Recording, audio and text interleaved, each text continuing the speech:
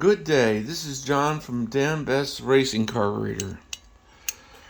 I haven't spent any time recently actually going over the progression of the float and the needle. I'm not going to show the needle that much today, but I am going to try to demonstrate the needle drop. And the reason why in some cases it'll be very hard to make the video fluid to be able to show all the different floats with the needle inside. So I'm going to start off with what we had many years ago before we had our own billet float bowls. At that time, we used a Holley clone, which many people are using today. And we used the Holley float and the Holley hinge when we first started, just like many people do today.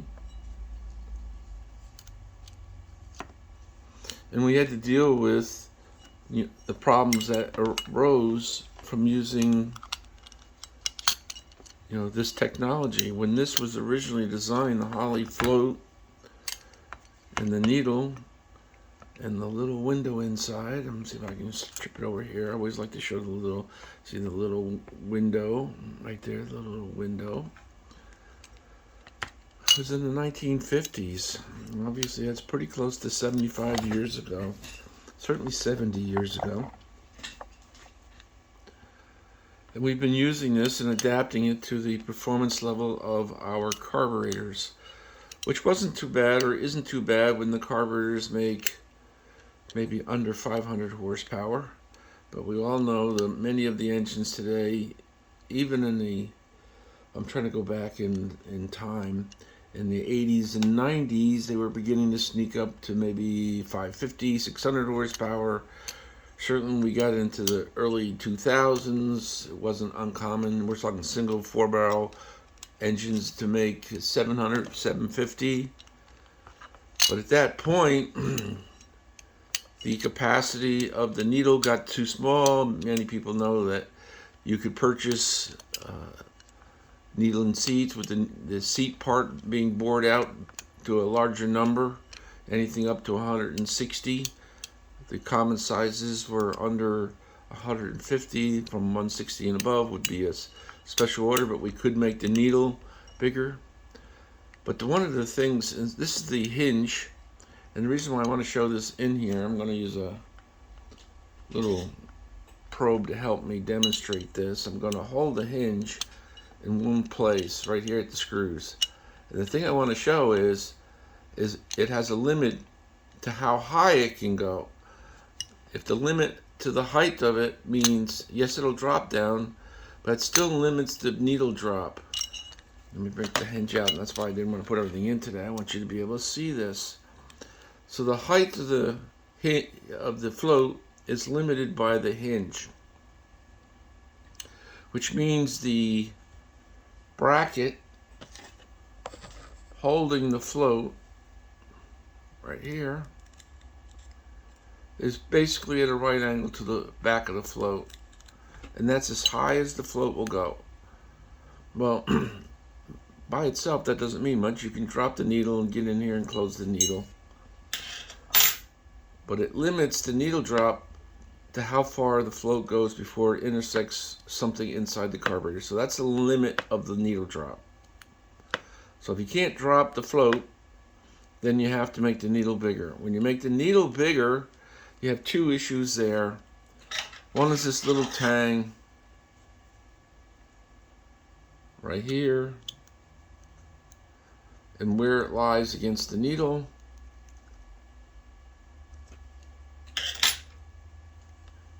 Then as you try to get the maximum drop of the needle by moving it up, you'll run into the point where the float hinge becomes in the way of the float bracket. So this combination here really limits the amount of needle drop you can get. The next problem is based on the diameter of the needle on the hole, the seat, is how much buoyancy is applied to the needle. And I'd say at this point, I could be corrected. I don't know of anybody that's making their own floats other than us and Holly. I don't know. Some people can always let me know if somebody's making their own floats. But we started making our own floats, and it really wasn't a long time ago. It was last year for the center pivots. We were making them before that for our dual needle and seat, and that's what gave us the inspiration to go ahead and make them for our billet float bowls and get away from the Holly piece, because not only you're limited, you're increasing the amount of pressure against the needle at open. It's not so much when it's deadhead. Everybody can get pressure when it's deadhead, but once you get fuel coming through the needle and the seat at the rated consumption, then the float needs enough effort to close that. And then usually the rule of thumb is you need twice the float effort to close the fuel pressure, to close it. Not to hold it, but to close it. And the Holly style floats really have a limited amount of buoyancy. In our carbs, in the earlier ones when we were using Holly floats, the most usable performance pressure we could run is about 4.5. Really 5 is stretching it, because with the needle and seats that were necessary to get the amount of power, because now it's not uncommon for a single 4-barrel gas consuming carburetor to make over 1100. That's extremely common today.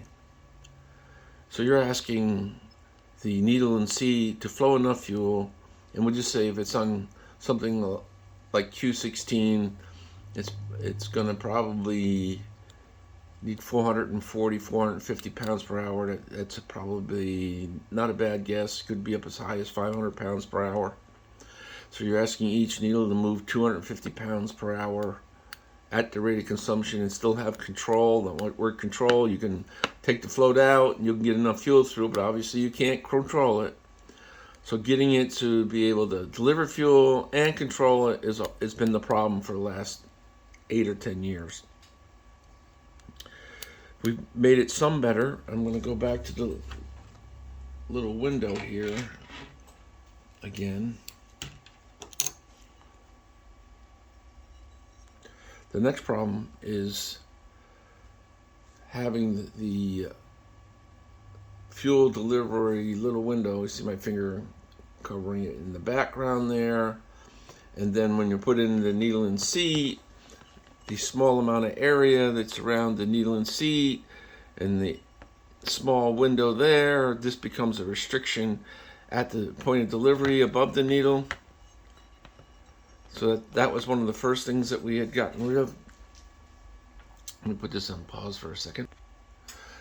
Okay, and what I wanted to show, we have it in other videos that really focus on the float bowl itself. This one I really wanted to focus on the floats. Let me just move this to the side for a second. We have a channel that's above the needle. And I brought a needle housing here just to show. This is now a channel that goes all the way around the needle seat that will fill the upper opening. And being at that goes straight into the channel, no matter which direction you're rotating the needle, it won't close off the little channel, which I've showed in other ones. Like I said, I really wanted to focus on the see that if I rotate it in there, you'll see light sometimes, because the windows in here now will close off as you rotate this, will close off the little window there. So we eliminated that by putting the cap in the channel on the top, and the needle goes in the cap, and then that goes in here, and then there's a 360-degree channel that allows fuel to go in from no matter what direction the needle and seat is pointed at. Well, as we went into our float bowls, And let me see here. And we first used the Holly style float. I'm just going to try and get this in here. I like to do things live. It may look a little silly sometimes, but you know, it's real. There we go. All right, so now this is the Holly float inside the DAM float ball. The first thing that really you can see is there's no limit to the little bracket. So I'm able, if I choose to run a higher float level, and it's not to get the float level higher, it's so I can get more needle drop. We also moved the window up. I moved the window up 150 compared to the Holly window. So that when I move the float up, I'm still going to be able to see the top of the float, which is what I like to do. I can move it up as much higher as I want until the fuel comes out the boosters. And I'm going to get more needle drop. Much more needle drop. You can see there's much more needle drop here. And giving me more fuel flow. And so that was the next step up for our fuel delivery system using our billet float bowls. As you can see, there's a lot of capacity inside the float bowl. So last December we decided that after doing a lot of work on our dual needle seat floats, that we would begin to work on an evolution for making our own in-house floats. Let me just show you the flow progression here as well.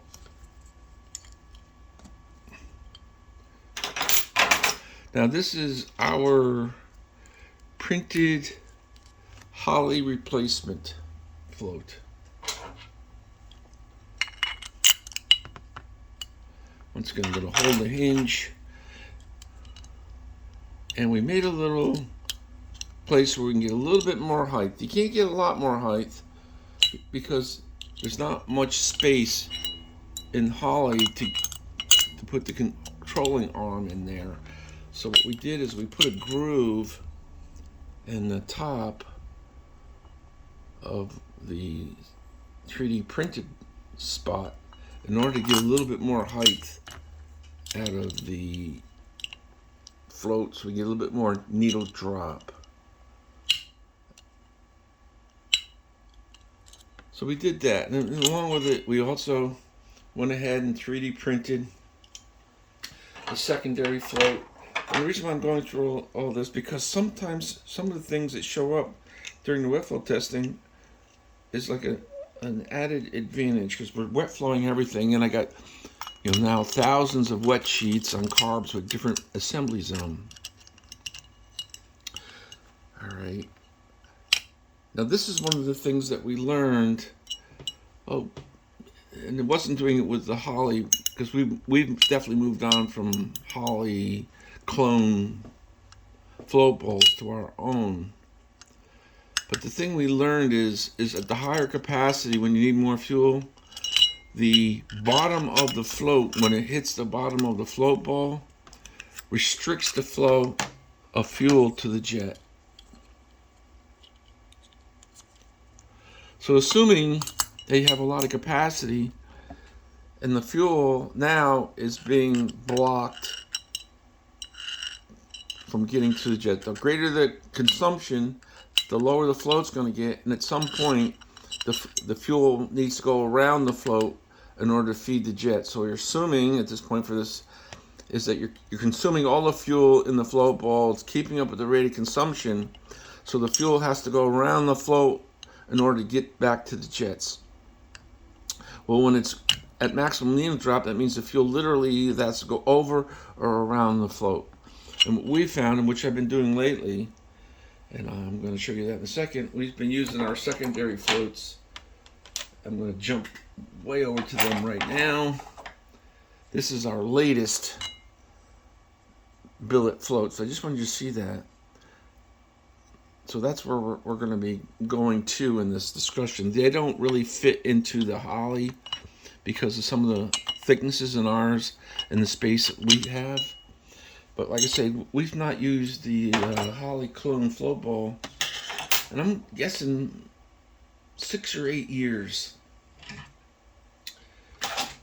This is the newest DAM billet float ball with one of our floats in it. And this is a capacity. I don't even have it all the way up in here because at this point, this one feeds 1100 horsepower just as it sits in front of you. I got a 150 needle and seat. I've got enough needle drop. The other thing, like I said, we've just learned, I'm going to go backwards from this. In order to get the most amount of needle drop, I also had flown, and I'm going to show you that in a second, with regular jet extension floats, and that gave me good needle drop and good fuel delivery to the jets. I have to tell you, some of the stuff is just outstanding to me when I'm wet flowing. When I'm going from, oh goodness, let me pull out one of these here. I just want to try to show you. Let me get another float here right next to me.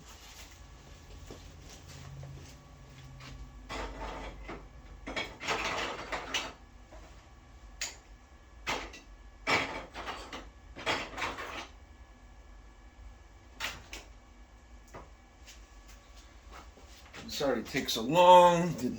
The float, we don't even make them anymore. I only have a few of them left in inventory that don't have the provisions for the what you would normally consider jet extensions. And the reason being is on both the primary and secondary now, I'm using the undercut floats so I can get more fuel delivery. Now this is what a non-jet extension 3D printed float, we get good drop, but once again when demand gets up, there's very little space for the fuel to come in unless it's lifting the float. So we're just assuming if it needs the fuel, it has to lift the float. If it lifts the float, it closes off the needle drop. So you wouldn't think, I certainly wouldn't think, that having the difference between this float and the one with the windows, this float, I'm going to astound you, in one of our carbs, I just sent one out the other day, the evolution in that carb in jetting, when it had our previous non-V style metering blocks, the Holley style float, in the airfoil 350 carb, the jet was 132 for Q16. Going to the V block, still using the billet float bowl, because even the other carb had the billet float bowls. The billet float bowl V blocks, still with the Holley float, it went to 121. The other day, that particular carburetor, reason because the fellow had bought several of them, so I had his build sheets out. The other day, I built the same carburetor, the new V blocks, and using the jet extension style floats. This one did not have jet extensions. It was in a truck pull, so it didn't need them. But the jet dropped another 11 sizes to a 110. So between the metering block, the floats, and the new set, metering blocks, the new setup, we've dropped, from 32 to 10, we dropped 22 numbers in jets. And this is because now when it gets to the jet is not having to try to draw in from a less filled space right in front of the jet. The space right at the jet has fuel, and so it's probably foaming less because it's keeping up with the rate of consumption. And the fuel quality is better because it's not having to come around. There's not a delay in the delivery to the jet. It doesn't have to lift the float in order to go under the float to deliver fuel. We're talking about now, each side of the float bowl has to deliver a constant stream of approximately 250 pounds per hour. Total about 500 pounds per hour. That's a lot of fuel to go through it. So the jet size has been able to drop because the quality of fuel and the delivery has continued to improve through all of these methods. And that's why I wanted to do a video just on the floats. Now we even mitered down. Let me see if I got one right here. We were making the bottom of the float flat. Some of this is so silly. But when you're working at 1100 horsepower, the capacity, you're running up against capacity, the small difference, let's see what's here. I'll show you in this one. Right here in this one's got the flat bottom on the float. Well, there's only about a 75 or 80 thousandths, even when you put the little orange one-way valve in it, maybe it makes the 100 thousandths.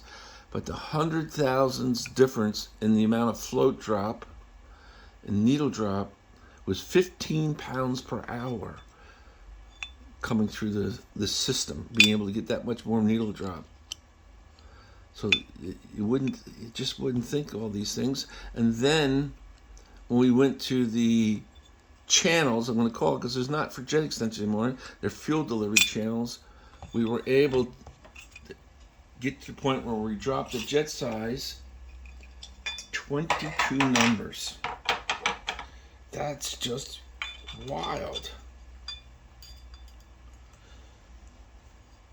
Here, I'm just getting this ready for you. I'm going to put it in front of you so you can see me wiggling stuff. Part of what's watching the videos is watching me struggle to get the axis pin in here. I'm just using a long drill at this point. Let me take it out of the screen for a second. So I'm going to use the same one so you can see it.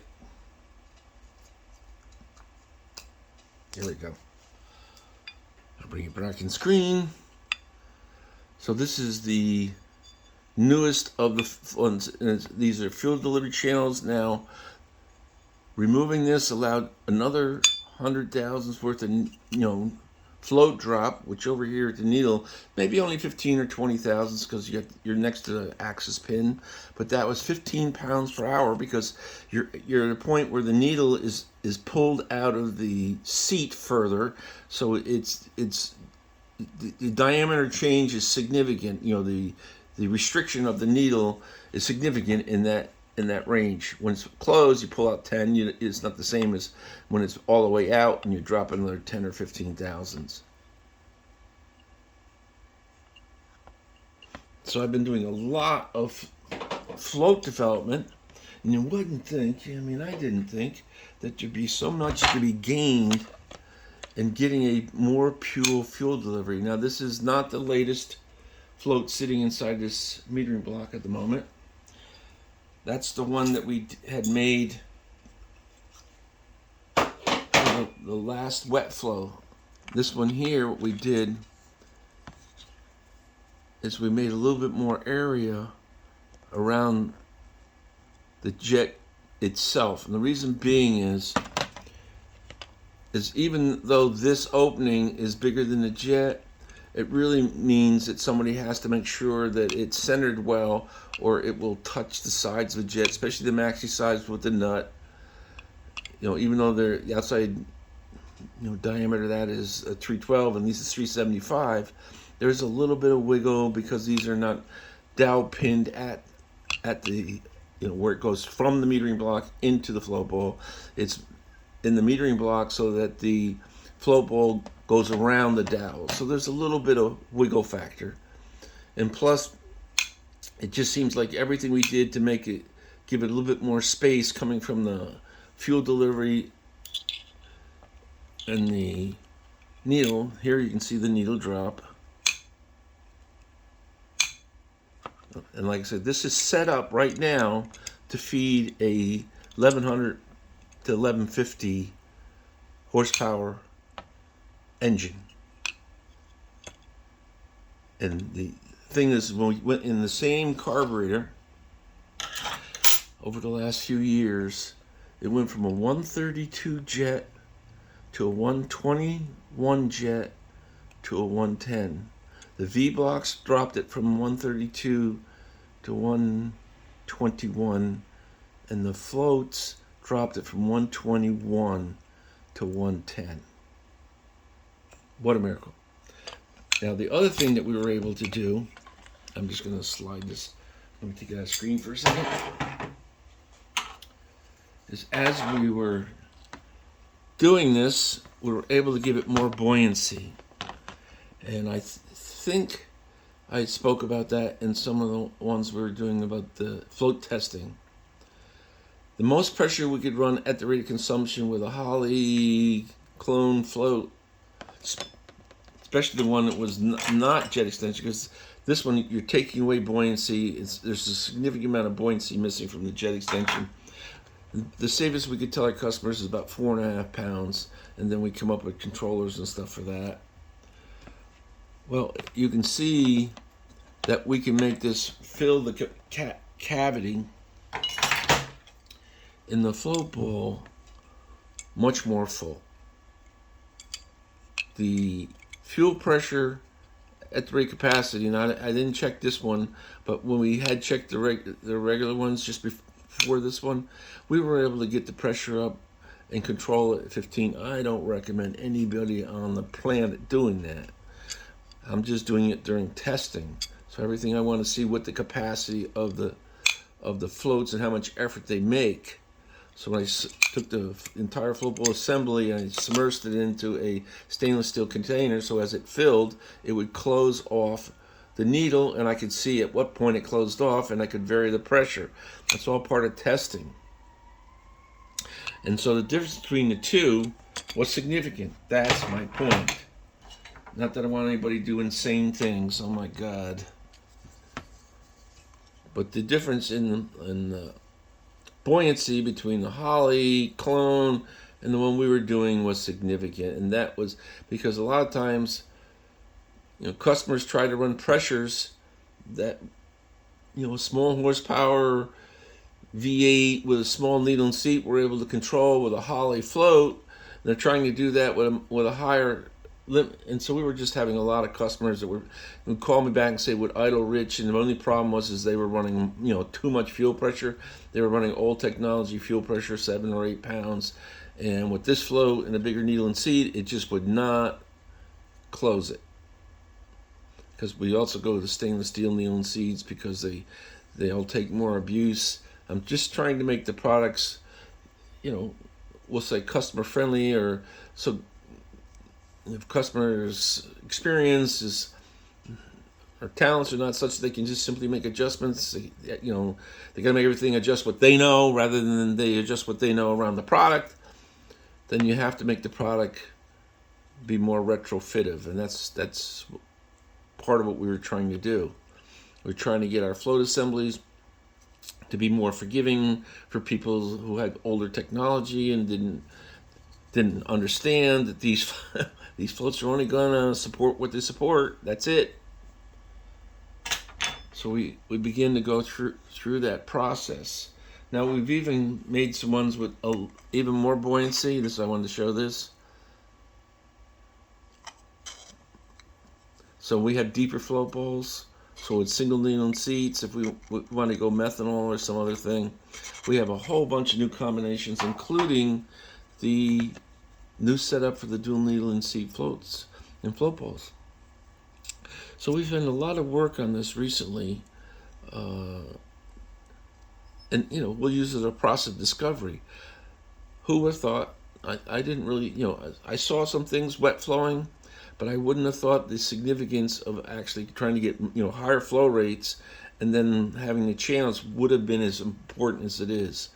But when you're looking at how close the jet is to the surface right here, and assuming that there is no opening, let me get to that again. And like I say, I don't have that many floats that don't have the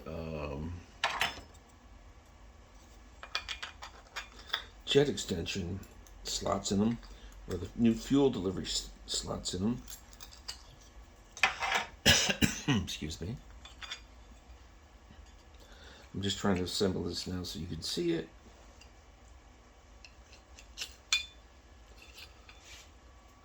So this is not the one with the step in it. But when you look at the fact that the jets are right next to this, and the fuel has to go around it or over it to get to the opening jets, it begins to make some sense. And that's why I wanted to get the videos today, so you can realize and picture that the jets are sitting right next to the side of the float. And how is the fuel going to get into the jet at the rate of consumption, which in this case is 250 pounds per hour? Just think about it. It's trying to go in this little space, go in the jets at 250 pounds per hour. That's insane.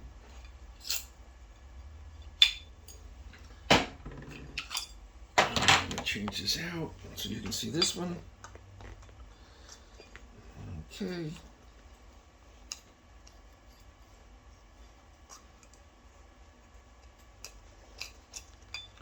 All right, bring this back over here now.